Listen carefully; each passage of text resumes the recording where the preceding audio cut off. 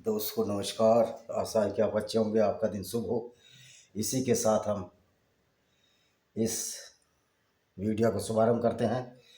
आज हम कुरान की चैप्टर 16 की सूरह अल मुल्क बताएंगे और ये मक्की आयत है, यानी कि मक्का में मोहम्मद साहब ने बताई है। नाजिल वाजिल तो कहीं नहीं हुई, ये तो सारा झूठ है। मक्का में बताई और ये मक्की आयत होने के बाद भी इसमें भी वही नफ़रत भरी हुई है जो आमतौर पर कुरान की आयतों में गैर मुस्लिमों के खिलाफ होती है। 67वां चैप्टर है, अल मुल्क नाम की आयत है। आओ शुरू करते हैं इसको।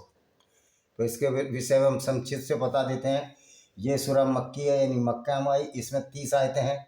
इस सूरह के आरंभ में ही अल्लाह के अल्लाह के मुल्क की चर्चा की गई है, जिसमें यह नाम लिखा गया अल्लाह का मुल्क।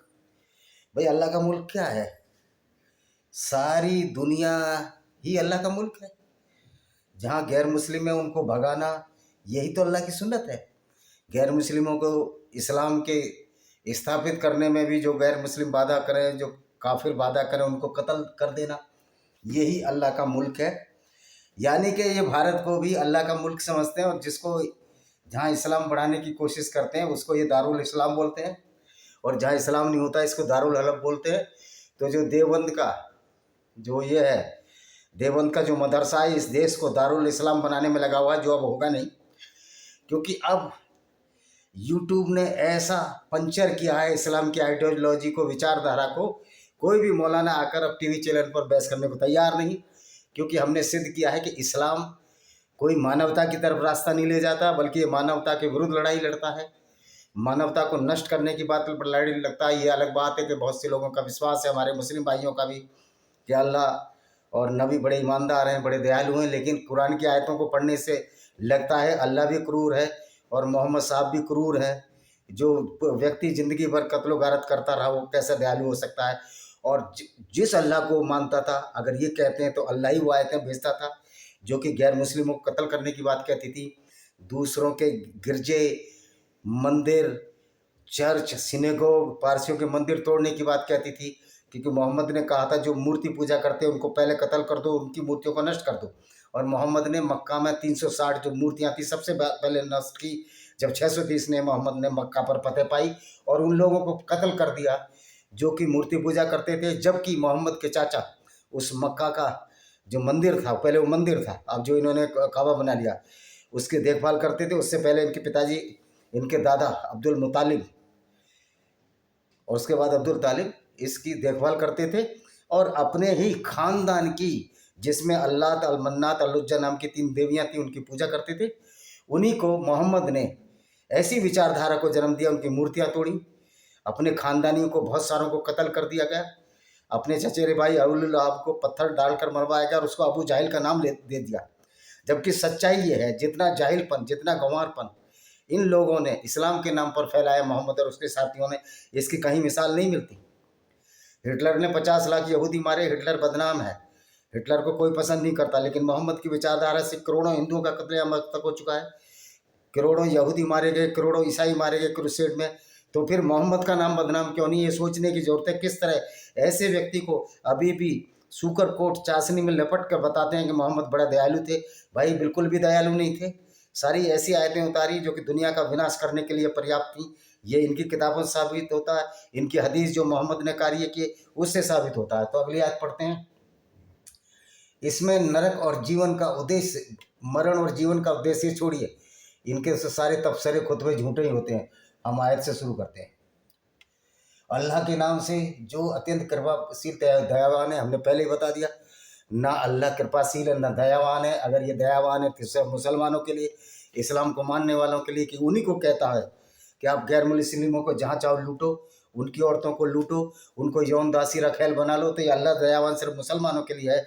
यानी कि इस्लाम एक ग्रोह बंदी है जिसमें सिर्फ मुसलमानों को फ़ायदा है, बाकी लोगों का नुकसान ही नुकसान है। क्योंकि सारी संपत्ति, धन दौलत, औरतें लूट कर इस्लाम के मानने वालों को ही अल्लाह दे रहा है। तो अल्लाह बड़ा निर्दयी है, क्रूर है, अत्याचारी और दयावान नहीं है। दूसरी आयत, शुभ है वह अल्लाह जिसके हाथ में राज्य है, वह चाहे जो कुछ कर सकता है। अल्लाह वो शुभ है, उसके हाथ में राज है। अल्लाह के हाथ में तो कुछ भी नहीं है।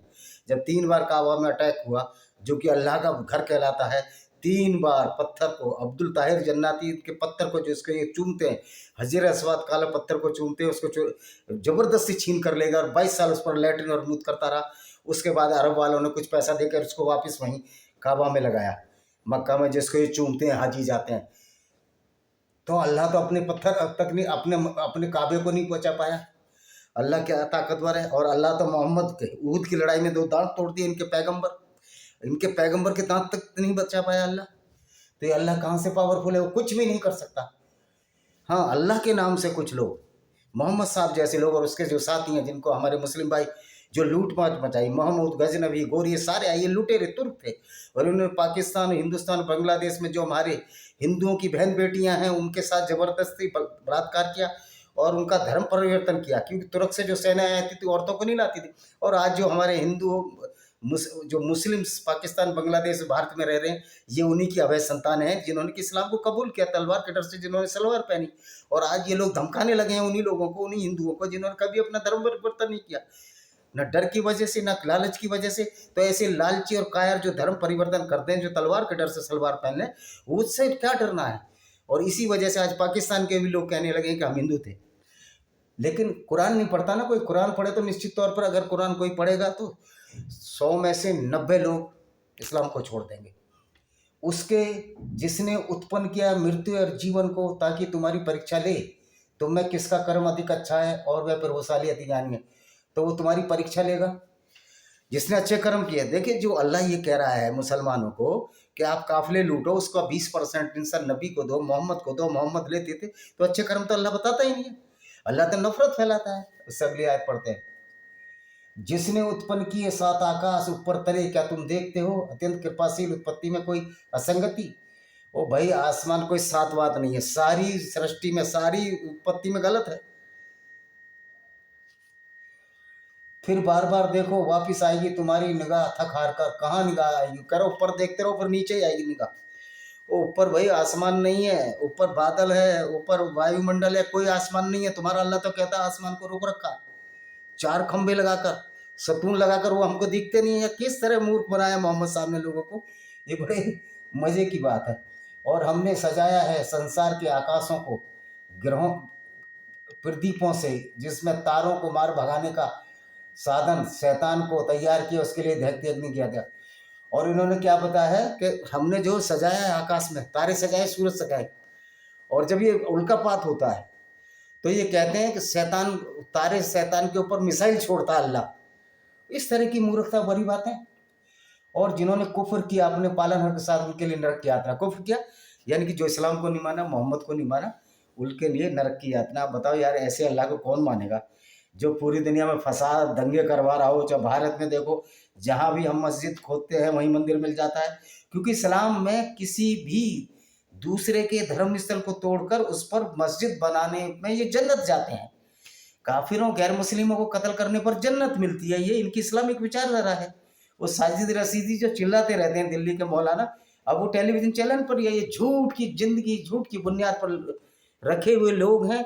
एक ऐसे आदमी को पैगंबर बनाने की कोशिश में लगे हैं जो इंसानियत के खिलाफ था, जिसने इंसानियत को शर्मसार किया, जिसने औरतों की इज्जत आबरू लूटी, जिसने मानवता को शर्मसार किया, जिसने काफिले लूटे। वो एक अकेला वाहिद एक ऐसा पैगंबर है जो काफिले लूट कर पैगंबर बन गया। और कोई भी प्रमाण नहीं है कि कोई इसने अच्छे काम गैर मुस्लिमों के साथ किए हो। और जब वह फेंके जाएंगे उसमें तो सुनेंगे उनकी धाड़ और खोल रही होगी। और कोई अल्लाह में ताकत नहीं है किसी को नरक भेज सके। अगर मुसलमान, हिंदू अच्छा कार्य करेगा या हमारा भाई मुसलमान भी अच्छा कार्य करेगा तो अच्छा ही रहेगा। नरक और स्वर्ग की जो कल्पना सिर्फ यहाँ के लिए है, कोई ऊपर नरक और स्वर्ग नहीं, किसी ने नहीं देखा। तो ये झूठ के बवंडर ने, जब मोहम्मद ने फंसाया उस समय के अरबियों को, और अरबियों को फंसाकर जो ये आइडियोलॉजी तैयार की, जो आज पूरी दुनिया में फतूर मचा रही है, पूरी दुनिया में लोगों को गुमराह कर रही है, फितना कर रही है। कल ही देखो, परसों अमेरिका में लोगों को चल दिया। कितने वाक्य होते रहते हैं जहाँ ये ट्रक चलाते हैं कि काफिर मरेंगे और हम जन्नत चले जाएंगे। क्या इससे इस्लाम फैल जाएगा? इन चीज़ों से इस्लाम फैलता नहीं है। बाल काटने से मुर्दे हल्के नहीं होते। तुम्हारी वो विचारधारा है, उसकी जो तनकीद हो रही है आज लोग समझ रहे हैं, इसलिए इस्लाम को छोड़ने वाले मुस्लिमों की संख्या बहुत है। वह कहेंगे हमारे पास आया था सावधान करने वालों का, पर उसे झुठला दिया। और कहा नहीं उतारा अल्लाह ने कुछ, तुम ही कुफत में हो। तो अब ये मोहम्मद साहब ख्वाब देखते थे दिन में ही, कोई तो रात में ख्वाब देखता है, मोहम्मद साहब दिन में ख्वाब देखते थे। ये कह रहे हैं कि वो बाद में जब नरक के आग में फेंके जाएंगे गैर मुस्लिम, तो वो कहेंगे अच्छा होता हमारे पास तो संदेश आया था लेकिन हमने माना नहीं, ठुकरा दिया। ये मतलब सब्जबाग ख्वाब देखते रहते थे। तो मोहम्मद साहब कहते हैं ना, वो हवाई किले बनाते थे और build in the castle in the air and leaves the fools paradise, और मूर्खों के स्वर्ग में रहते थे। तो उन्होंने मुसलमानों को तो मूर्ख बनाया, अब जाने मन जाने में ये बात नहीं है, लेकिन सारे मुसलमानों को ये कह दिया कि फूल्स पैराडाइज, जो मूर्खा का स्वर्ग है वो तुमको मिलेगा, और जो नरक है गैर मुस्लिमों को मिलेगा, वो भले अच्छे का। अब ये बताइए, जिस जो विचारधारा दूसरों को काटने और मारने के लिए कह रही है, उनको स्वर्ग मिलेगा उन लोगों को? सारी हिंदुस्तान की जेलें भर जाएंगी अगर मोहम्मद की शिक्षा पर हर मुसलमान चले इंडिया में, गैर मुस्लिमों को कत्ल करे, गैर मुस्लिमों से नफरत करे और मंदिर तोड़े जैसे कि मोहम्मद साहब ने तोड़े, तो सारे के सारे मुसलमान पूरी दुनिया के जेलों में होंगे, जेलें मुसलमानों से भर जाएंगी। इसलिए मैं अपने मुस्लिम भाई कहता हूँ कि ज़रा इसको ब्रेन दिमाग से काम लो। वैसे भी इस्लाम जब हिट करता है मस्तिष्क में तो ब्रेन आउट हो जाता है, दिमाग भार हो जाता है, इस्लाम अंदर घुस जाता है, इस्लाम बुद्धि को कुंठित करता है। अच्छा जी, तो वह कहेंगे हमने सुना और समझा होता तो नरकवासियों में कोई कुछ नहीं कहने वाला। आज इस्लाम छोड़ रहे हैं और कोई, और ये जो चूरण है ना जो मोहम्मद साहब ने बेचा, इस्लाम का बिकने वाला नहीं है। ऐसे वे स्वीकार कर लेंगे अपने पापों को तो दूरी है नरकवासियों के, लेकर कर अपने स्वीकार कर लेंगे पापों को, यानी मुसलमान बन जाएंगे, तोबा कर लेंगे। ओ भाई, मुसलमान बन के तो और ज़्यादा पापी हो जाएंगे वो, क्योंकि मुसलमान बन के कुरान पढ़ेंगे, और कुरान पढ़ेंगे तो लोगों को कत्ल करने की बात करेंगे, कुरान पढ़ेंगे तो औरतों को लूटने की, उनको यौन दासी रखे लोंडी बांदी बनाने की बात करेंगे, कुरान पढ़ेंगे उनके धर्मस्थलों को तोड़ने की बात करेंगे, कुरान पढ़ेंगे तो उस पर रंगदारी टैक्स, गुंडा टैक्स जो लेवी लगाएंगे, जिसको कि जजिया के नाम से जानते हैं। कुरान पढ़ने से तो दाऊद इब्राहिम जैसे लोग बनते हैं, और दाऊद इब्राहिम तो हमारे पैगंबर साहब से, मोहम्मद सल्लल्लाहु अलैहि वसल्लम बहुत छोटा है। मोहम्मद साहब की तो बहुत बड़ी आइडियोलॉजी, जिसने लाखों करोड़ों लोगों को कत्ल किया। दाऊद इब्राहिम तो देश छोड़कर भागा। अगर दाऊद, अल्लाह में इतना ही दम था तो दाऊद इब्राहिम यहीं रुकता, और अल्लाह में इतना ही दम है, जो जो हिंदुओं को यहाँ मार रहे हैं, चंदन सिंह को, गुप्ता को मारा, आज 28 लोगों को आजीवन कारावास की सजा हुई, क्योंकि तुम्हारा अकीदा, तुम्हारा विश्वास तो ये कहता है कि अगर काफिर हमने मार दिया चंदन गुप्ता तो हम जन्नत में जाएंगे, लेकिन तुमको तो जेल मिल गई। यानी कि जो अल्लाह की पॉलिसी है, इतनी झूठी पॉलिसी है। LIC की पॉलिसी में पैसा मिल जाएगा, अल्लाह की पॉलिसी में नहीं मिलेगा।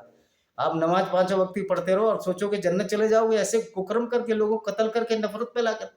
दूर फुटे मुंह, तुम कुछ कहीं नहीं जा सकते, तुम्हारा सिर्फ मूर्ख बनाया जा रहा है, और आज से नहीं, तुम 14 साल से इसी तरह मूर्ख बन रहे हैं हमारे मुस्लिम भाई, ये देखना चाहिए।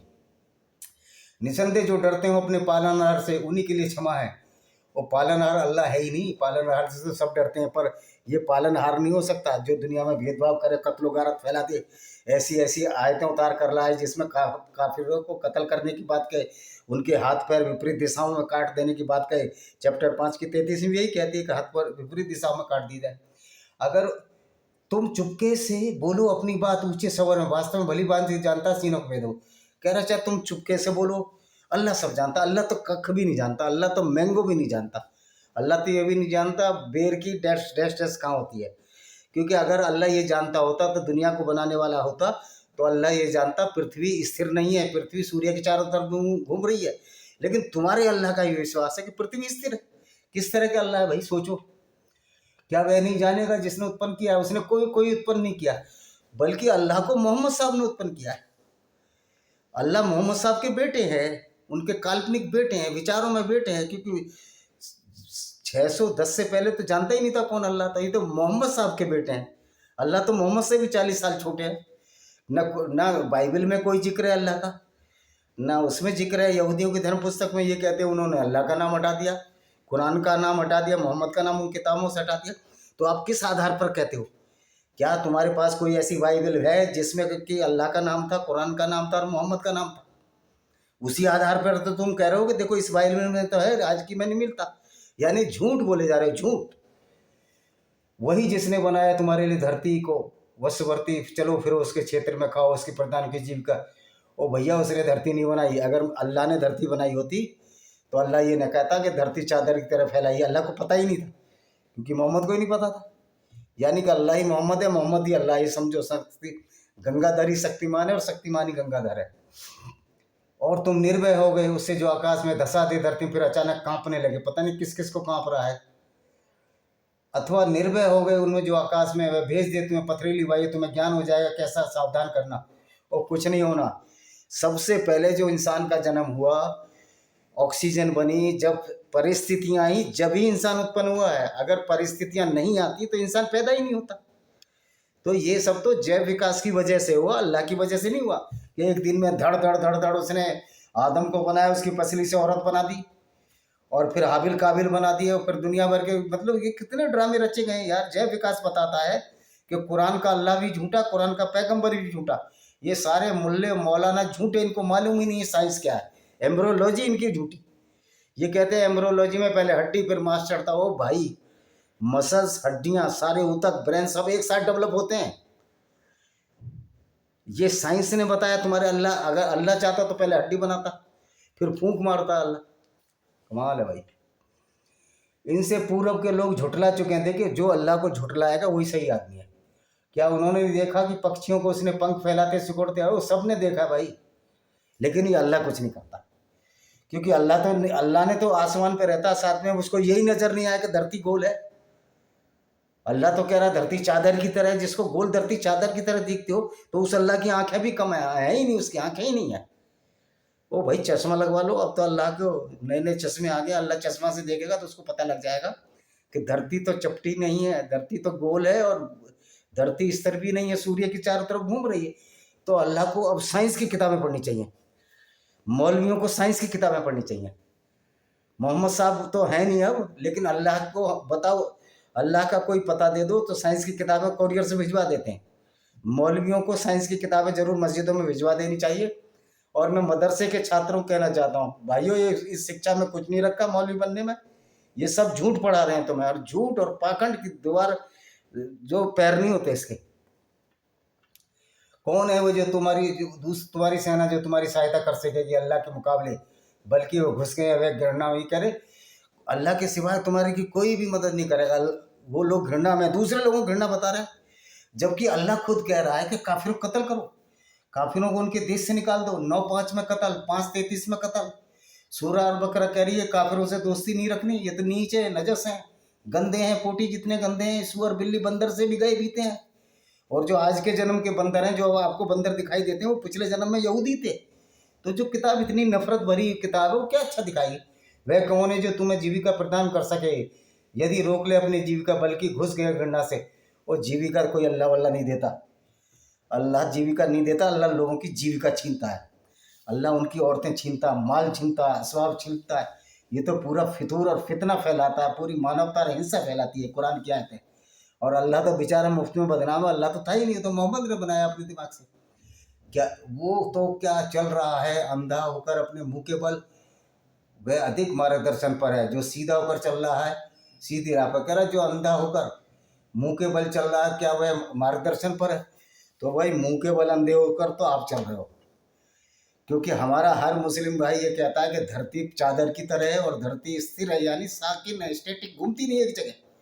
वो भाई, धरती घूम भी रही है और सूरज के चारों तरफ भी घूम रही है। तुम्हारा अल्लाह कहता है कि सूरज धरती के चारों तरफ घूम रहा। तो ऐसी मूर्खतापूर्ण बातों को हम पढ़ने के बाद हमको समझ में आता है ये अल्लाह उल्लाह कुछ नहीं है, ये एक फ्रॉड है, ये एक झूठा जाल बुना गया, माया का, फरेब का जाल है, जिसको कि अल्लाह के नाम से हम जानते हैं। और किसने बुना? उसने बुना जिसको फायदा हुआ, नेचुरली मोहम्मद साहब।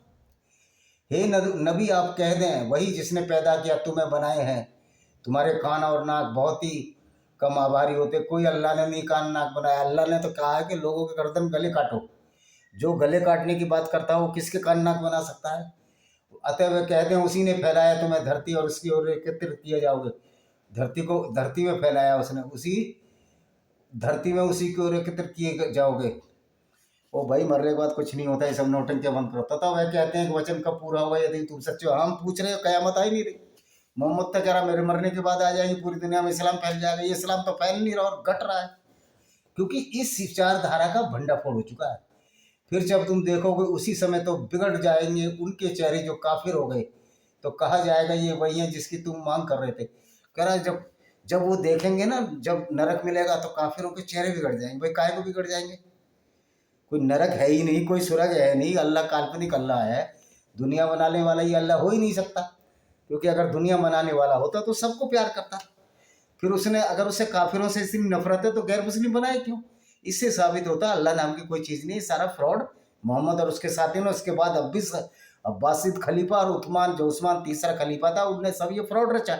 क्योंकि उस समय जो आयतें ला रहे थे उसमें लूटपाट का माल इनको मिल रहा था, औरतें मिल रही थी, काम वासना की पूर्ति, धनवार से काम लिप्सा की सारी पूर्तियां हो रही थी, सारे संसाधन जुटा रहे थे इस्लाम के नाम पर, गुंडा टैक्स वसूल रहे थे, जजिया।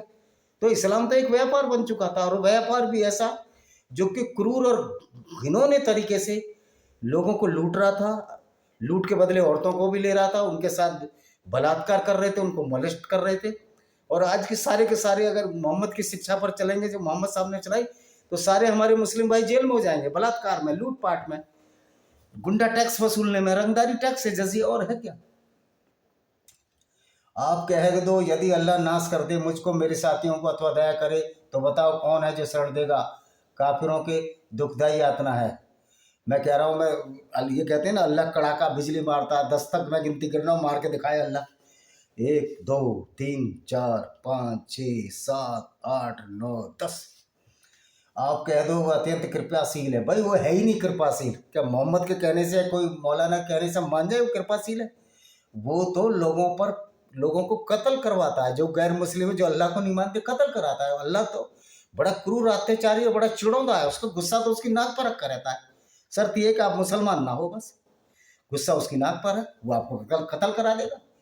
तो अब ये आखिरी आयत, आप कह दो भला देखो तुम्हारा पानी गहराई में चला जाए तो जो कौन है जो तुम्हें ला कर दूं बहता हुआ जल? वो पानी गहराई में नहीं जाएगा चाचा जी, ये पानी तो 60% इस दुनिया में पानी है, मोहम्मद को पता ही नहीं था पानी गहराई में चला जाएगा। भाई कौन सी गहराई में चला जाएगा? कुएं में चला जाएगा तो कुएं में से निकाल लेंगे। और पानी देने वाला कोई अल्लाह नहीं है, जिस अल्लाह को पता ही नहीं है कि धरती की संरचना कैसी है, ना कोई वहाँ खंबे हैं, खंबे बता रहा है, धरती को स्थिर बता रहा है, वो अल्लाह कुछ नहीं कर सकता। तो ये झूठ और फरेब का जो जाल इसने देखा आपने सूरह अल मुल्क के, अल्लाह की धरती है, बहुत बड़ा फरेब है। कोई अल्लाह की धरती नहीं है, बल्कि अल्लाह को तो ज़बरदस्ती 610 में मोहम्मद साहब ने अपने दिमाग से उतारा, और अल्लाह का एक झूठा आदेश लेकर लोगों को लूटते रहे। 20% हिस्सा उसमें रखते रहे, जिसको मालिक गनीमत है। और जो ईमान नहीं लाता था, जो इस्लाम पर, कुरान की झूठी बातों पर विश्वास नहीं लाता था, कुरान की हिंसा पर विश्वास नहीं करता, उसको ये काफिर कहकर कत्ल करते रहे, और कहते रहे तुम्हें तो जहन्नुम की आग में, नरक की आग में डाला जाएगा, और तुम्हारी खालें बदल दी जाएंगी जब खालें पक जाएंगी। यार क्या वाहियात बे पैर सिर की बातों को आज कोई मानने वाला है?